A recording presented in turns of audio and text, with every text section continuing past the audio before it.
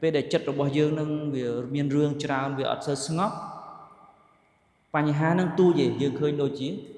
ធំអញ្ចឹងវាធ្វើឲ្យយើងនឹងពិបាកអញ្ចឹងលោកថា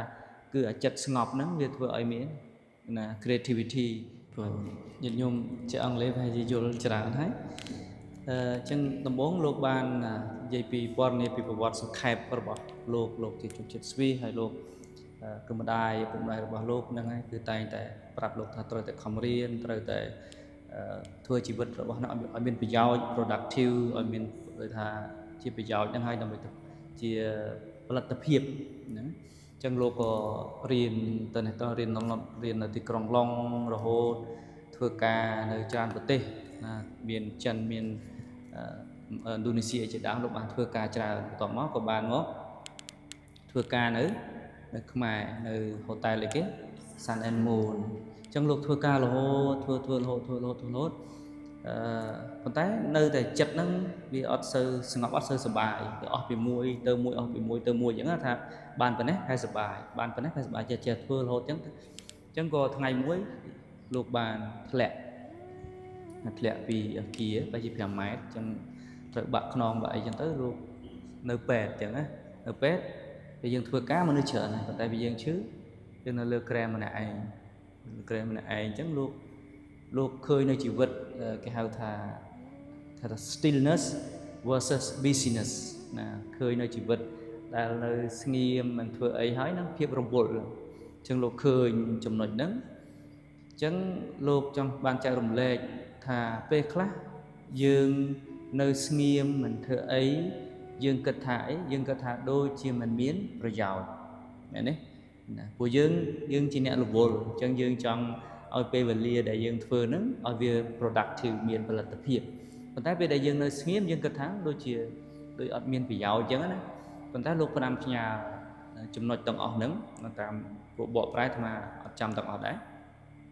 អញ្ចឹងលោកចង់បញ្ជាក់ថា stillness មានន័យថាញាតិញោមមកហ្នឹងស្មាបន្ថែមណាគឺយើងបង្កើតនៅអាភាពនៅស្ងៀមហ្នឹងមិនធ្វើអីមិនរវល់ណាអញ្ចឹងអាភាពនៅស្ងៀមឬក៏ធ្វើចិត្តនឹងឲ្យនឹងទាំងកាយទាំងចិត្តនឹងធ្វើដើម្បីអីគឺវាមានប្រយោជន៍វាបង្កើតពេលខ្លះយើងវាបង្កើតនៅអីវាបង្កើតនៅ creativity ពេលដែលចិត្តរបស់យើងស្ងប់យើងនៅស្ងៀមហ្នឹងវាបង្កើតនៅអី creativity គឺភាពច្នៃប្រឌិតហ្នឹងមានហេតុអីពីព្រោះកាលណាចិត្តរបស់យើងវាអត់សូវនឹងណ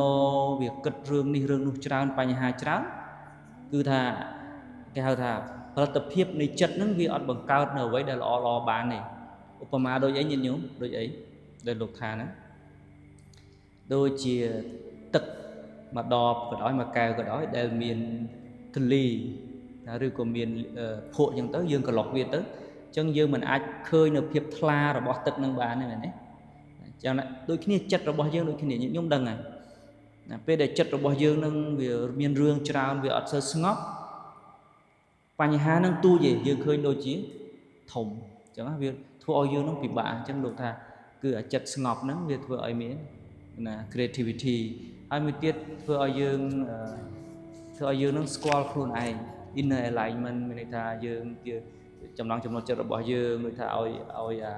អាកម្លាំងចិត្តហ្នឹងឲ្យយើងដឹងខ្លួនឯងណាគេថា inner alignment ហ្នឹងដូចថាយើងជាបុគ្គលយ៉ាងម៉េចចាប់ដើមយល់ខ្លួនឯងច្រើន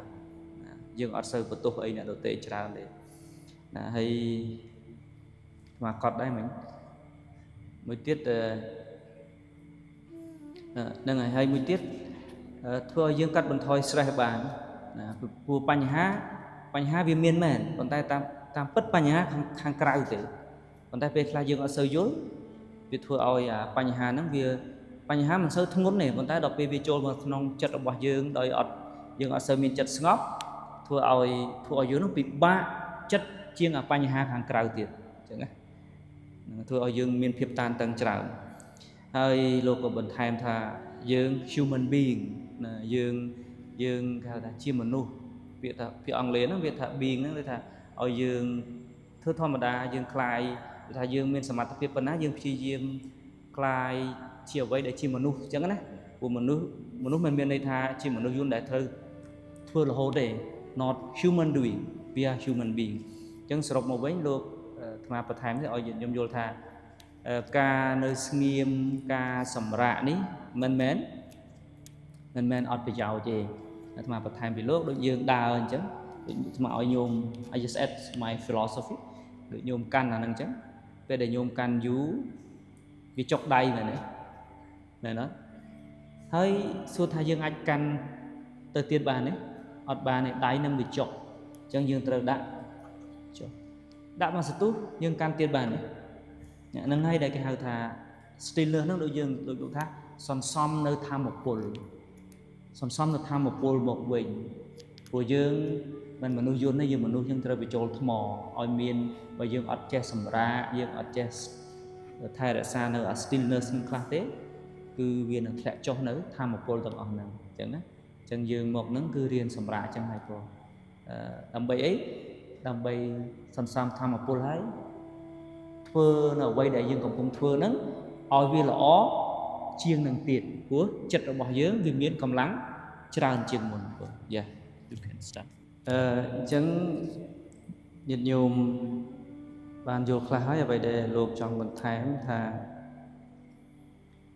ta và sự tập hiệpในការងារឬក៏អ្វីក៏ដោយយើងកើតឡើងមកពីណាគឺនឹងអាចកើតឡើងពីការសម្រាកនេះ retreat ហ្នឹងគឺការសម្រាកហើយបើយើងថាពាក្យខ្មែរយើងថាមករៀនសមាធិនឹងហើយតើវាកើតឡើងយ៉ាងម៉េចពេលដែលយើងបានចិត្តស្ងប់ច្រើនទៅមានន័យថាយើងចាប់ផ្ដើមយល់នៅតម្លៃពិតនៃជីវិតទៅគឺអ្វីដែលយើងធ្វើវាមានអីញញឹមយើងជួយអ្នកដទៃក៏ដោយជាសម្ភារៈក៏ដោយជាស្នាមញញឹមក៏ដោយស្អីក៏ដោយដែលយើងធ្វើវាលក្ខណៈយ៉ាងម៉េចមានអត្ថន័យគេហៅថា meaningful more meaningful យើងឲ្យនេះស្មាបន្ថែមយើងឲ្យទឹកគេមកដបក៏ដោយយើងជួយទិញផលិតផលខ្មែរយើងក៏ដោយលក្ខណៈធ្វើឲ្យមានអត្ថន័យជាងមុនមានប្រយោជន៍ជាងមុនណាព្រោះលោកនេះជាអ្វីដែលលោកឆ្លងកាត់ណាព្រោះអាត្មាក៏នេះមកចូលរួមផ្សេងនេះអាត្មាក៏មិនបានបរៀនលោកអីច្រើនដែរក៏ឲ្យលោកយល់ពីរបៀបរស់នៅម្នាក់ឯងព្រលឹមឡើងធ្វើអីក៏បរៀនលោកខ្លះចឹងទៅហើយនៅបរៀនលោកទៀតដោយអាត្មាក៏រវល់ដែរលោកដឹងដែរអត់ទៅបានបរៀនលោកដែរតែលោកចេះច្រើនទី2គឺពេលដែលយើងមករៀនសមាធិចឹងទៅគឺគុណធម៌ខ្លះវាអាចបង្កើតបានដែលយើងហៅថាអី confident មានទំនុកចិត្តជឿជាក់ខ្លួនឯងតែពុទ្ធសាសនាយើងហៅថាសទ្ធាយើងជឿថាមិនថាយើងអាចធ្វើបានណាមុនយើងគិតទៅនឹងធ្វើបានទេយើងអាចធ្វើបានមានន័យថាមុនយើងថាដឹងទៅចេញពីផ្ទះដឹងយ៉ាងម៉េចទេសិតលវល់ចឹងប៉ុន្តែយើងចាប់ផ្ដើមមានថាអូខ្ញុំអាចរស់នៅម្នាក់ឯងបានខ្ញុំអាចរស់នៅអញ្ចឹងបានមានថាយើងបង្កើតនូវភាពទំនុកចិត្តហ្នឹងណាតែភាគច្រើនមិនទាន់ដឹងទេតទៅផ្ទះហើយវិញមិនដឹងទី3លោកថា personal growth គឺមានការអភិវឌ្ឍរបស់ខ្លួនឯងហ្នឹងហើយពីព្រោះពេលខ្លះយើងនៅធម្មតាអញ្ចឹងពេលយើងអត់សូវមានឱកាសអភិវឌ្ឍខ្លួនឯងទេយើងគិតថាមកមួយថ្ងៃពីរថ្ងៃស្លៀកសពាក់សដើរទៅនេះទៅនោះយើងគិតថាដូចវាអត់មានអភិវឌ្ឍអីប៉ុន្តែវាមានការអភិវឌ្ឍដែលអាត្មាពោលពីខាងដើមដែលយើងមកសាកថ្មសន្សំធម្មពលយើងរៀនច្រើនព្រោះគ្រាន់តែមកដល់វត្តហ្នឹងក៏យើងរៀនដែរចុងក្រោយគឺពេលដែលយើងបានសម្រេចនៅកិច្ចការទាំងអស់នេះហើយញាតិញោមនឹងមាន great joy of accomplishment ពេលដែលយើងធ្វើកិច្ចការនេះបានជោគជ័យហើយយើងនឹងមានមោទនភាពហើយយើងនឹងមានភាពរីករាយហើយថាយើងមកជុំគ្នាយើងបានបំពេញសេចក្តីល្អថ្ងៃ29ខាងមុខហ្នឹងយើងនឹងធ្វើបុណ្យឧទ្ទិសជូនដល់វរៈកងទ័ពមានន័យថាពេលដែលយើងបានធ្វើសេចក្តីល្អរួមគ្នាអាហ្នឹងយើងត្រូវមានមោទនភាពមានភាពរីករាយណាហើយលោកក៏បន្ថែមពាក្យចង់ប្រាប់ថានេះដោយសារលោកពលអាត្មាក៏គឺលោកនិយាយក្នុងន័យហ្នឹងអញ្ចឹងសេចក្តីសុខខ្លះវាមិននៅទីនេះនៅទីនោះទេអាហ្នឹងណាយើងថាអាចថានៅនេះនៅនោះប៉ុន្តែសេចក្តីសុខពិតហ្នឹងវានៅលើយើងអ្នកបង្កើត បើយើងនៅទីនេះសប្បាយបានអាធម្មពលឬក៏ទម្លាប់ដែលយើងសំហ្នឹងយើងទៅនៅកន្លែងណាដែលគេឆ្លោះគ្នាពេលខ្លះក៏យើងអត់អីដែរដោយសារធម្មពលហ្នឹងយើងបានបង្កើតនៅខាងក្នុងណាវាមិនអាចញាប់ញ័រដោយអ្នកដទៃបានទេអញ្ចឹងនេះអាបន្ថែមអង់គ្លេសគេថាម៉េច real happiness cannot be found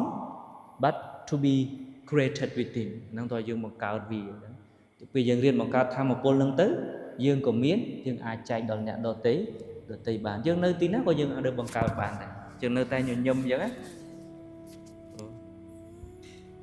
So can you read your final phrase? Yes. So the essence of my few points is stillness provides the perspective and energy to identify the right work, and productivity provides the fulfillment and growth that comes from doing that work well. Stillness. Can I have the sentence? Because that's too long for me. Okay. អញ្ចឹងលោកសង្ខេបនៅអ្វីដែលលោកពោលហ្នឹង Stillness provide the perspective and energy to identify the right work ណាអញ្ចឹងភាពស្ងប់ស្ងាត់ឬក៏សេចក្តីស្ងប់ដែលយើងមកសន្សំហ្នឹងវាជួយបង្កើតអីគេវាជួយបង្កើតនៅទស្សនៈអ្វីមួយនៅផ្នត់គំនិតអ្វីមួយដែលល្អ perspective ណាហើយវាបង្កើតនៅធម៌ពលពីព្រោះនេះខ្ញុំបន្ថែមពួកគេមានបានសេសភៅមួយដែរគេថា stillness is the key ខ្ញុំមើលថ្មឧទាហរណ៍ណាដូចថាញោមអាចអត់ស្ងប់ក៏ដោយប៉ុន្តែយើងអាចនៅចេះស្ងៀមបានយើងនៅស្ងៀមបាននៅស្ងៀមបានយើងវឹកហាត់នៅស្ងៀមបានមានន័យថាគឺធម៌ពលហ្នឹង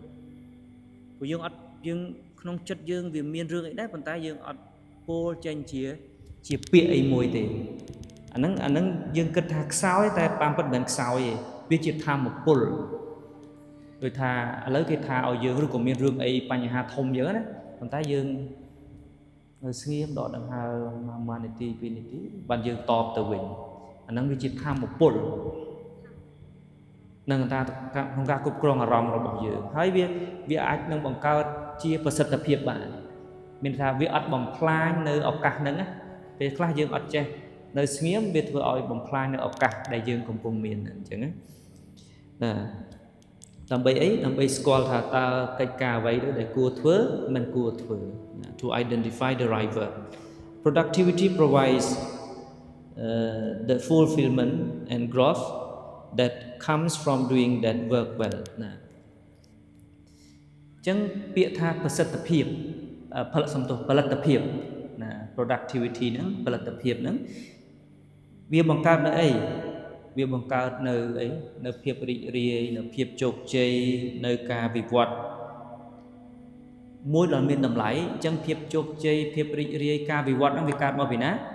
វាកើតមកពីអីគឺយើងបានធ្វើការហ្នឹងកិច្ចការហ្នឹងដោយត្រឹមត្រូវហើយមែនទេអាហ្នឹងតើតែយើងធ្វើការកិច្ចការហ្នឹងឲ្យ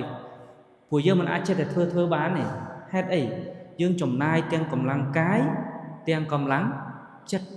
ពេលខ្លះយើងវិនិយោគច្រើនណាស់ញាតិញោមមែនទេវិនិយោគទាំងកម្លាំងកាយកម្លាំងចិត្តឲ្យលុយច្រើនទៀត